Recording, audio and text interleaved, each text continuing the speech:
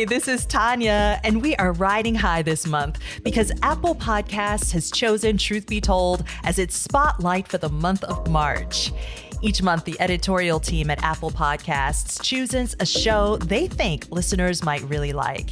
This is amazing news for us, and I am so honored that Truth Be Told was chosen. If you're new here, I want to tell you a little bit about us. We're like the friend you call after a long day, the one who gets you. Every Thursday, we have soul-nourishing conversations that make you think, make you feel, and maybe inspire you to take action in your life. This season, we're taking on what liberation looks and feels like for Black Americans, and we're learning from some dynamic thinkers what it means to live beyond survival mode and lean into what it really means to thrive in this country. Thank you for choosing Truth Be Told, and please subscribe and share your thoughts by giving us a review. And just a heads up, on this episode, we're talking about adult themes, including sex.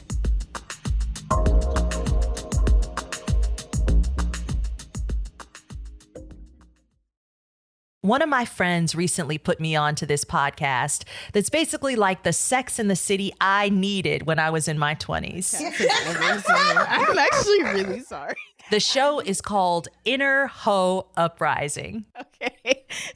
That refers to the horniness that one would get after like several margaritas. So the tequila kicks in and one experiences the Inner Hoe Uprising. That's Sam. She's one of 4 Black 20-somethings from New York City in the thick of dating and exploring her sexuality. But the hosts, made up of Sam, Rob, Akua, and Rebecca, they're doing more than just hooking up. They're putting language to what they like, how they like it, and what their motivations are for doing it. Like I say, no matter where I threw my coochie, it wasn't gonna stick. That's Akua. She identifies as demisexual, which means for the most part, she only feels sexual attraction to someone she's emotionally connected with. Akua realized she was demi after working through her feelings on the podcast. Same for her co-host, Rebecca, who identifies as pansexual, which means she's attracted to people regardless of their gender. It's funny to be where we're at now in comparison to where I started. Especially growing up in like a Caribbean household, there was a lot of shame around like sexuality. When I first got my period, I had no idea what was happening. I thought something was wrong. So it was a lot of just like things that we just didn't talk about. What the Inner Hoe Uprising hosts are doing, providing space to explore sexual identity, in a way it's revolutionary. They're subverting conservative and religious doctrines about sex, basically decolonizing themselves and most of what they grew up learning. And part of that work, maybe even the toughest part of it, is unlearning the messages society and the media tells us about our sexuality. Here's Rebecca. All the things that people tell you, like you're undesirable or all of these things, like it was always this direct opposite. I didn't feel undesirable. So I was just like, how do I get society's viewpoint and my viewpoint of myself to meet somewhere? How do we break out of America's sexual imagination of who and what we are to get closer to our true sexual selves? What is the pathway to being sexually free and self-defined on our own terms? That's the topic we're taking on this episode of Truth Be Told. You know, it's really no secret that the formation of our sexual identities in this country is fraught. Here's sex educator Herbert Samuels a few years ago explaining it to Farai Chideya on NPR. If you look at the history, and really going back to the mid-1500s or so, and continuing on to slavery within the United States and even further than that, Black men and women were said to be animalistic in their sexual desires, particularly Black men, that Black women were very easy and responded enthusiastically towards any sexual advance that anyone would want to approach them. And there's another side to that coin. Yes, Lord, got to get out. Among the stereotypes, Black women have also been depicted as not sexual at all, like the mammy caricature, docile and domestic. And then there's Urkel. Did I do that? He's a more recent equivalent of that for Black men. sex negativity, while also like over sexualization, is embedded in our culture. It's embedded in the words that we speak. Ev'Yan Whitney thinks a lot about the ways popular culture influences our sexuality. Ev'Yan is non-binary and works as a sex therapist, and they joined us to delve deeper into our quandary this week. What are the pathways to becoming sexually free and self-defined on our own terms? Ev'Yan and I got right into it by first talking about the messages she learned as a kid about sex. Is it true that you signed a purity contract at 8 years old? What exactly is a purity contract? Yeah, so the church that we went to sort of took the girls aside and the boys aside. You know, the boys were off playing soccer or something, and the little girls were, you know, sat aside in the church, and they were talked about virginity and the importance of being a virgin until you're married. And we were, you know, encouraged to sign these purity contracts, which, for those who have never heard of them, a purity contract is basically a document, a piece of paper that you sign that says that you will remain a virgin until you are married on your wedding day. And it is co-signed by your pastor. And it is also, I believe my dad co-signed it as well. And I was 8. 8 years old. Had no idea. What did you think you were signing? I didn't know. I mean, there was a lot of talk about, you know, being good in the eyes of God and making God happy and staying pure and remaining chaste and staying away from temptation. And so the way that it was talked about was that you're a good person if you make this promise. You're a good person if you sign this contract. But I had no idea what sex was because, you know, and particularly within that context, I was just like, okay, like the kids are signing it. I'll sign it too. I want my parents to love me and to think that I'm a good girl, so I'll sign it myself. And so I signed it. It was laminated. My parents were very proud. And spoiler alert, I did not keep that contract. You did not keep that contract.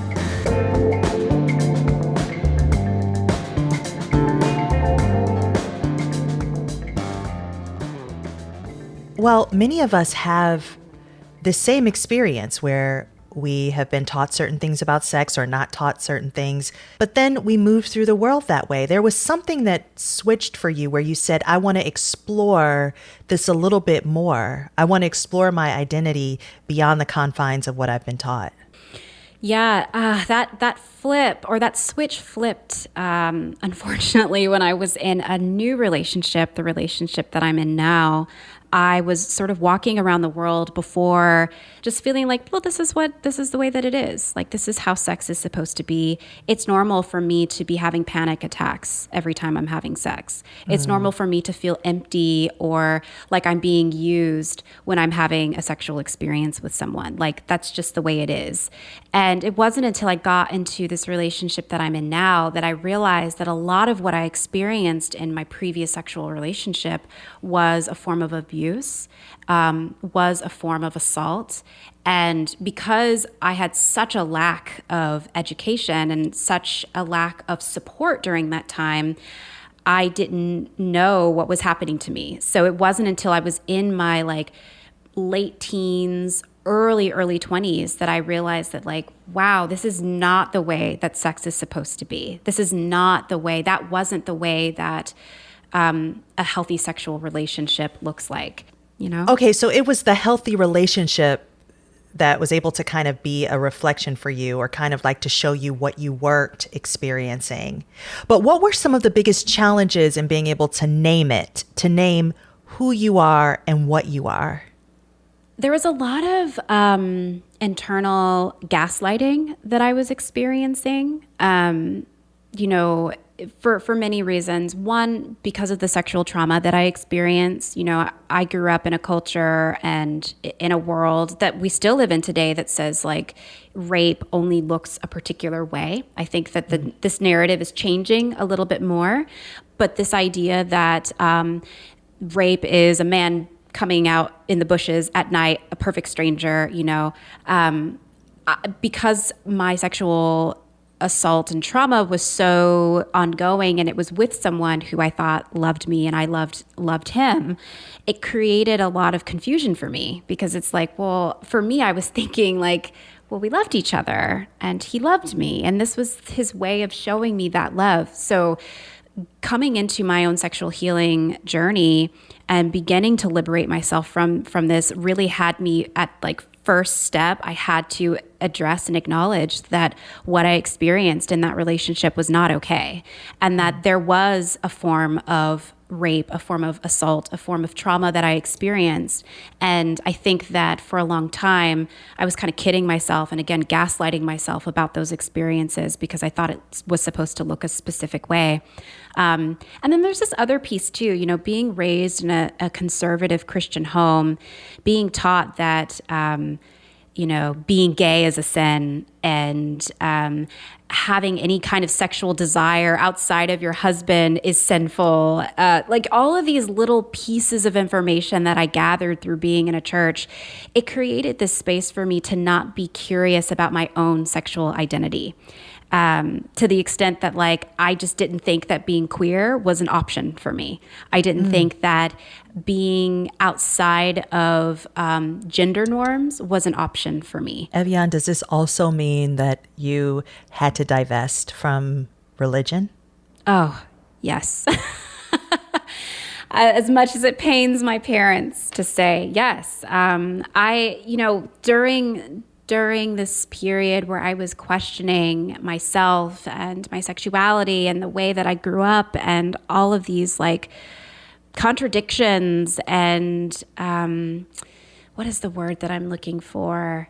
Double standards, you know, that my dad was allowed to sow his wild oats, you know, when he was a teenager, but I, his daughter, had to be chaste and I had to keep my legs closed and I wasn't allowed to have any kind of sexual needs, wants, or desires. That really just blew things up for me in ways that I'm like, wow, I have been programmed. I have been brainwashed into thinking that my body doesn't belong to me, into thinking that my desires cannot be trusted, that my sexuality is a pathway to sin for me and other people.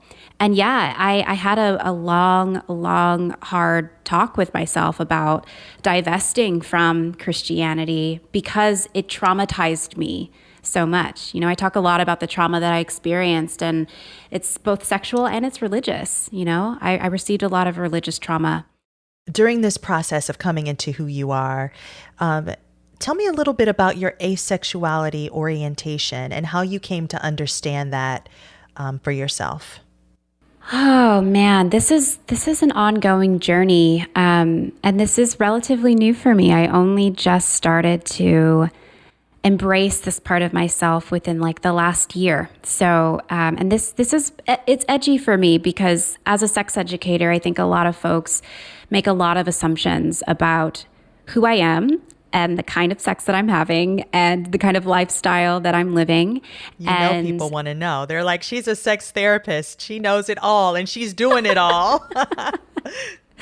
Yeah, I think people think that like, you know, I'm having orgies every other night and I've got like, you know, a sex swing in my bedroom. None of those things are true, by the way. I hate to disappoint.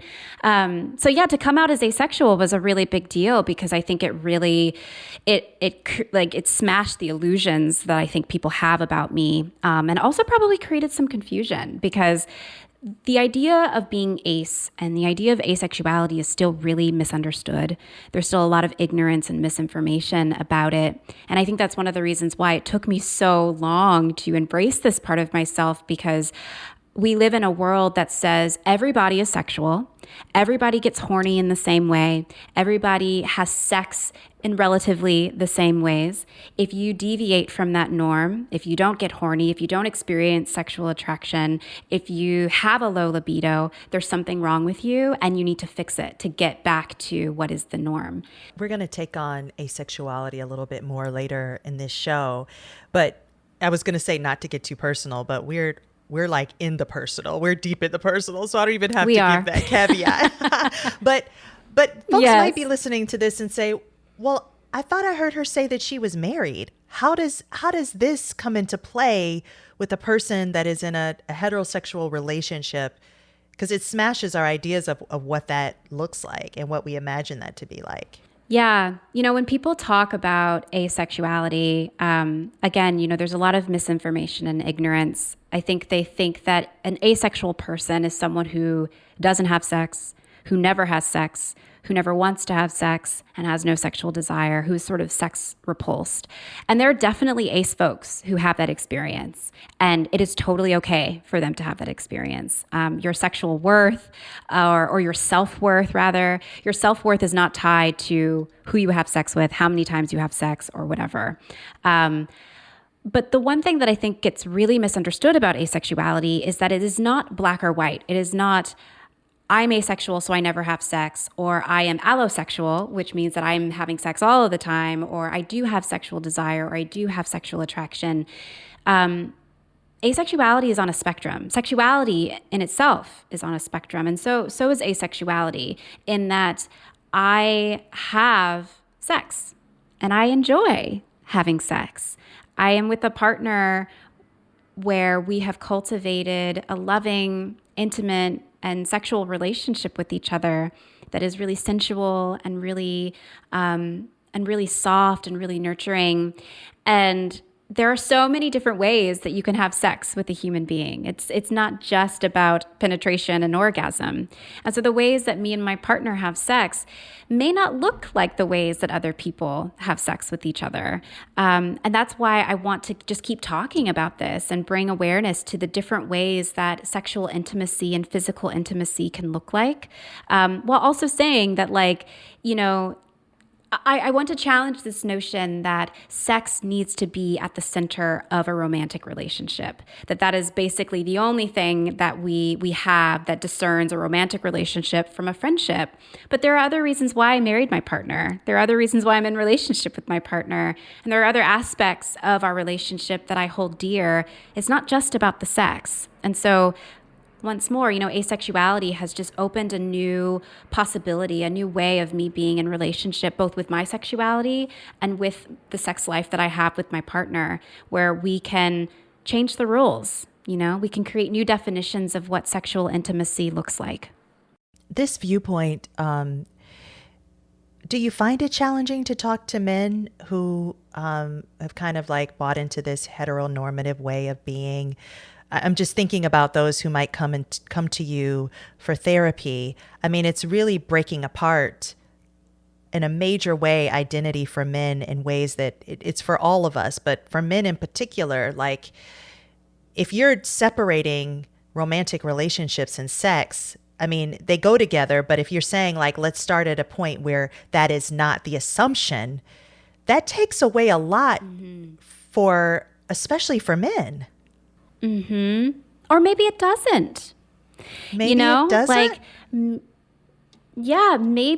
Maybe we can look at this different way of seeing sex and relationships, and it can also give men liberation to be the truth of who they are sexually. Because I know a lot of men are tired out here with all of the pressures that are being put on them about how they need to be strong and last and sexual, beasts that are constantly ready to go. I mean, wouldn't it be nice to also see yourself as a sexual being that is fluid, that sometimes you feel really hot and horny and other times you just can't be bothered.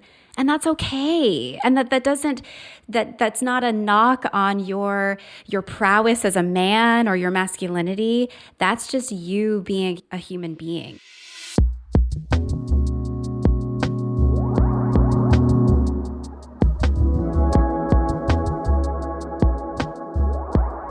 We have a few questions from listeners and the host of the podcast, Inner Hoe Uprising.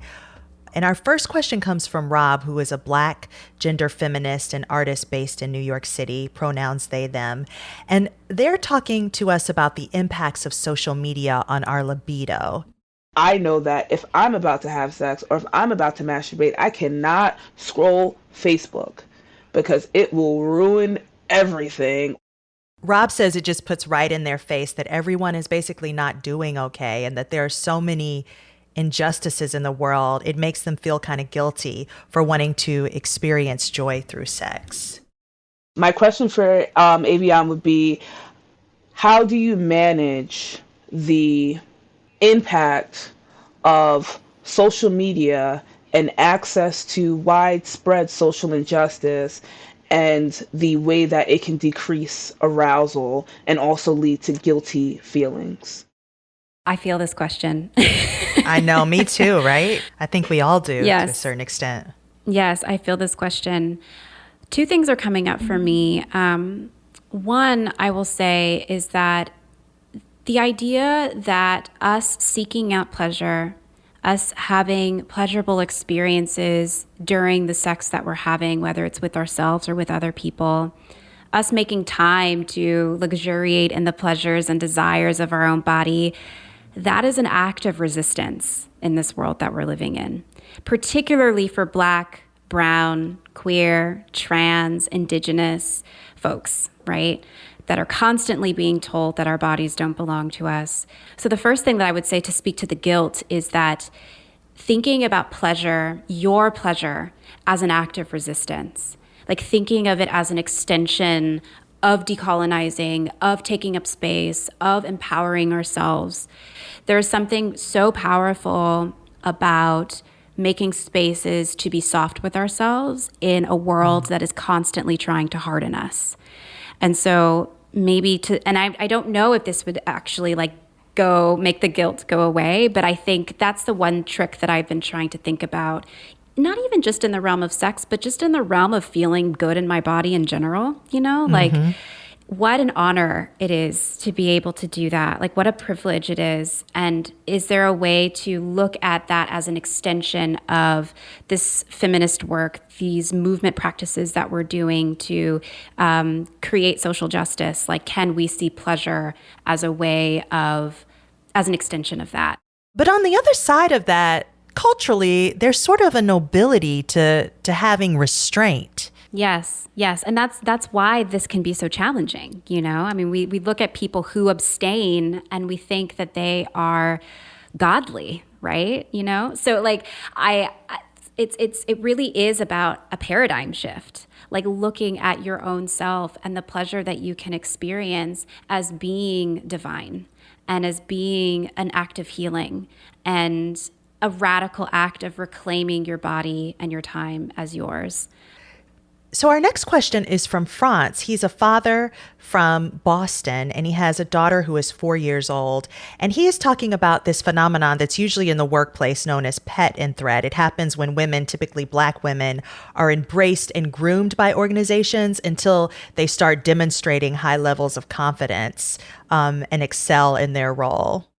How do we reconcile the pet and threat dichotomy we have on Black women's bodies and combat how I, as a self-ascribed feminist father, understand how I might be perpetuating the same thing?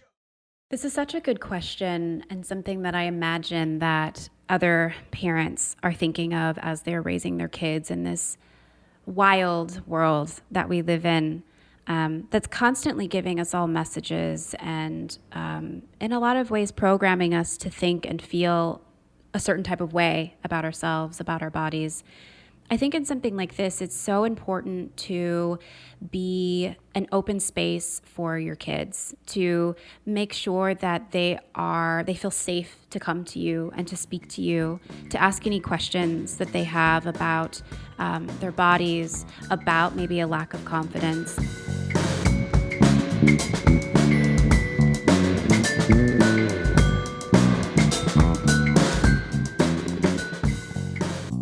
Our next question comes from Inner Hoe Uprising host Sam, who is a documentary videographer and editor from Queens, New York. Pronouns are she, her.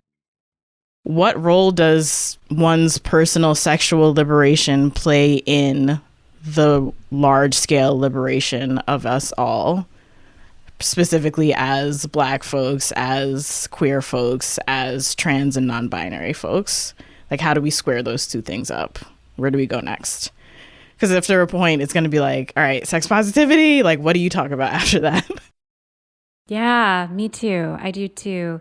And it really kind of, I'm thinking about Rob's question about guilt and, um, about like why it is what are the reasons that we do this? What are the reasons why we're trying to be more sex positive?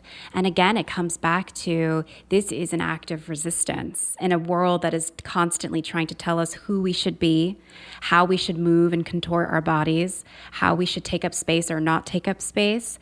I think that sex positivity, sexual liberation has deep roots in, feminist, womanist, social justice practices. Because if I can be in charge of my body, if I can be in charge of my pleasure, that means that these systems of oppression that are being put into place for me to not feel those things, like that's such an act of defiance, and I hear in Sam's question too, like, what's next after sexual liberation?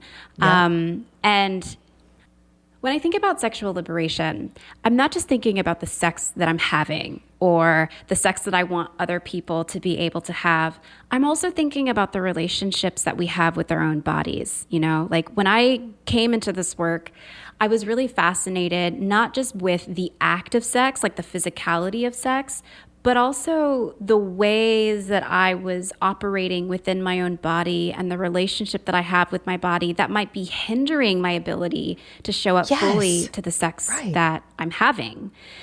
And so I think about sexual liberation, and I think that maybe that next step is coming back into our bodies, like finding ways to find that freedom and that ability to move and embody and take up space with our own bodies, again, in a world that tells us that we shouldn't be in our bodies, that we're not allowed to be in our bodies. Healing isn't linear. Liberation, I don't think, is linear as well. And something that I say in my work a lot is that, sexual liberation is not a destination. It's a journey, and it's a journey that we're going to be on for the rest of our lives. And sometimes that bums people out because they're like, oh man, I was hoping that you would just say, like, read these 5 books and, do this amount of healing and therapy and you'll get there. But I feel like I'm a big testament to this. I've been doing this work personally and professionally for over 11 years. And every time I think that I scratch the surface of sexual healing and liberation, every time I think that I'm like, I've arrived, it's like another portal opens and it's like, nope, you got to go through this one next. Like now all that work that you did a moment ago or years ago led you to this moment to get to this next level of freedom and liberation. Ev'Yan Whitney is a sexuality doula, author, facilitator, and sensualist. Ev'Yan, thank you so much for this conversation. Thank you so much for having me. It was my pleasure.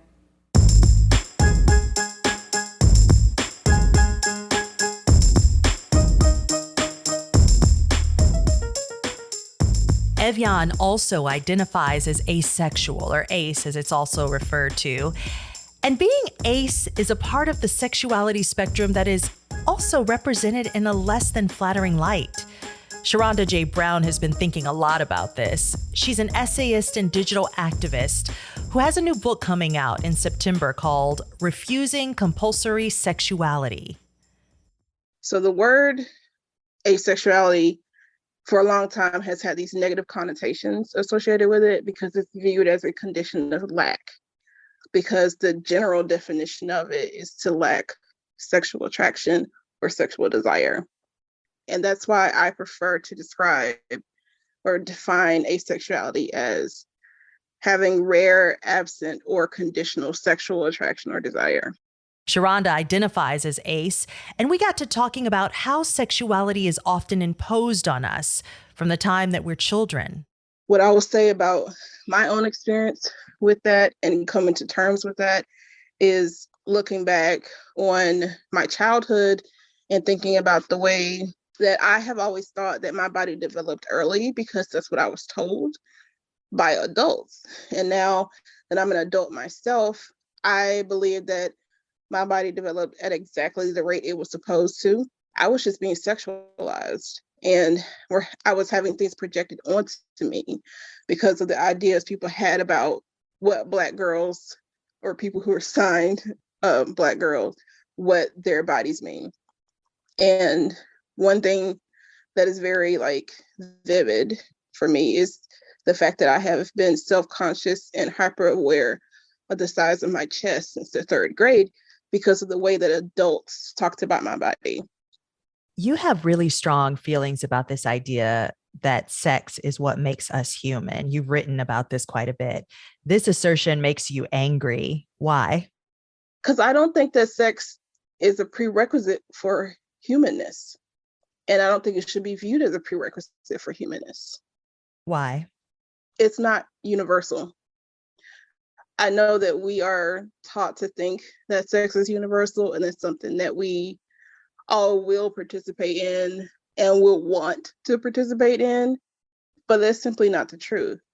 And the constant tethering of sexuality with humanity creates a form of dehumanization for people who are on the asexuality spectrum. You know, I'm thinking a lot about our history. For so long, our bodies were not our own. And that disconnection to one's body, how does this complicate our relationship with our sexuality? So I think that tripped me up because I don't think there's, in the social imagination, in a white supremacist society, there is no separation between the Black body and sex. The Black body is sex. Yes, you have to say it again because it's such a big idea. We really do have to sit and ponder with it. So say it again. Yeah, in the social imagination, in a white supremacist society, in an anti-Black world, there is no separation between the Black body and sex because the Black body is sex. Like, that doesn't have to be true, right? That's just what the majority of people believe. Right. That's what your work is about. That is the assertion that you're making, is that it doesn't have to be this way. Mm-hmm. How does one get, though, to that ability to see that pathway, to get there, to separate as Black people ourselves from our sexuality, or this sexuality that has been imposed upon us? Right. Like, I want to make it clear that I'm not saying that Black people have to separate themselves from sexuality. If you are a genuinely like sexual being and you enjoy being that sexual being, I think that's also important to be able to do that and to hold on to that and to be your full and complete sexual self as a Black person, and to not have your sexuality ruled by white supremacist mandates. Your Blackness does not have to be defined by your sexuality or vice versa. On this show, we are talking about decolonizing our ways of being. And of all the topics that we are talking about, this is the hardest one because I think it is, number one, we just haven't talked about it in spaces enough. But number two, it is such a big idea. I keep going back to that this idea that you don't have to be sexual if you don't want to. Right. That is just not what society tells us. And so it's a constant pushing back against that. That is the very definition of decolonizing our sex. Yeah, we've all grown up in a culture that normalizes the idea that we are obligated to participate in sex, but it's not true. And when people hear that truth for the first time, it's cognitive dissonance, right? Like, they can't hold those two ideas at the same time.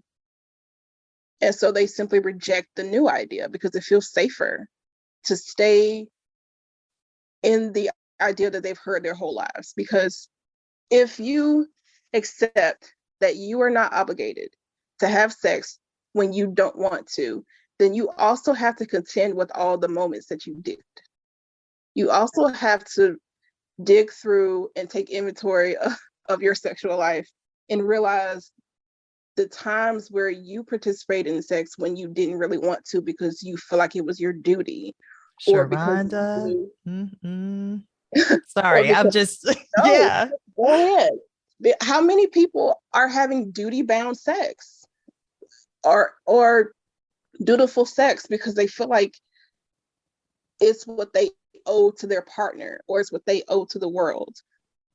What I'm suggesting is that you take a moment and you think about the reasons behind why you are engaging in sex, And if you find that those reasons are not healthy ones, then you need to reevaluate. What I've learned is that sexual liberation is really about giving yourself permission to no longer be beholden to other people's expectations and demands around your sexuality. Sexual liberation for one person might mean going out and having casual sex every weekend. And for some people, sexual liberation means not putting themselves in situations where they feel unsafe. And that might mean not having sex at all, if that's what they really want. And that has to be okay. And when we accept that that's okay, everyone is more free, regardless of whether they are asexual or not. Sherronda Brown is an author, essayist, and digital activist who identifies as asexual. Sherronda, thank you so much for this conversation. You have given us so much to think about. You're welcome.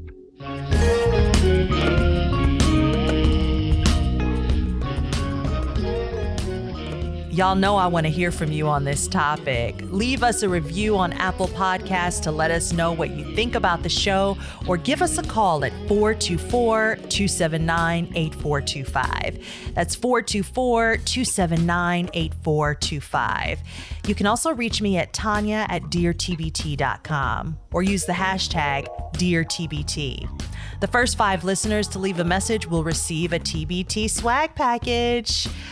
Truth Be Told is a production of TMI Productions and is produced by Ayana Angel, Aisha Brown, James T. Green, and Enrico Benjamin, in collaboration with Molten Heart and in association with Fearless Media. Special thanks to Brittany Luce and Rochelle Roberts. Our theme music is Rest by Otis McDonald and Zora's Moon by Candace Hoyes. And we're funded in part by the Heising Simons Foundation and the Ford Foundation. I'm Tonya Mosley. Until next time.